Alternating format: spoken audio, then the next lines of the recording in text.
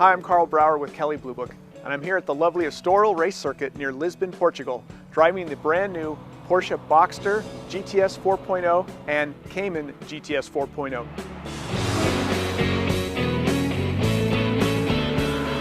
These are new models offered with an increased level of performance.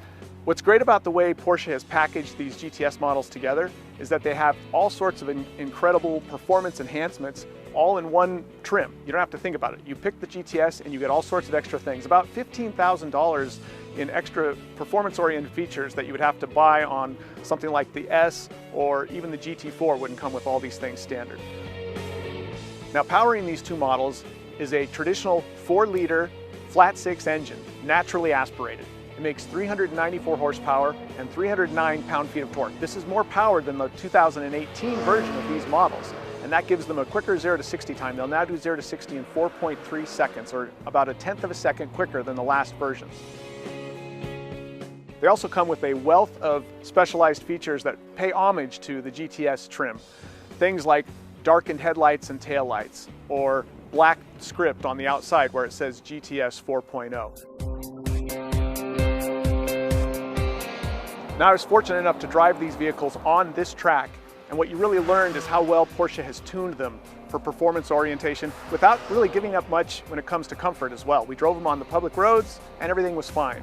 You're not getting beat up, the suspension is nicely damped, but you can turn it into Sport or Sport Plus mode and bring it on a track like this, and what you find is that the car is very friendly.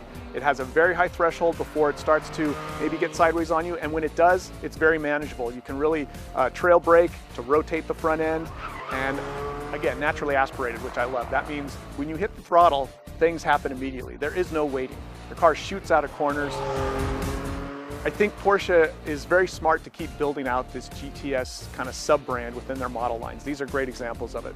They're basically creating almost a third fan base here, outside the standard models and the top-end models. And again, when you're on a track like Estoril, you're learning that this car can do everything you want it to do as a regular car for daily use, and everything you want it to do as a track car for weekend fun. It's a great combination. I give Porsche a lot of credit for being able to package it together the way they did.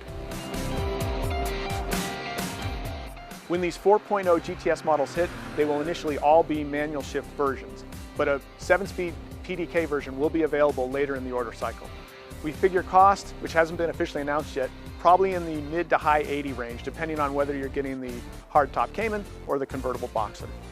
But either one is going to deliver the kind of performance you expect from these GTS letters that Porsche has effectively built up over the last several years.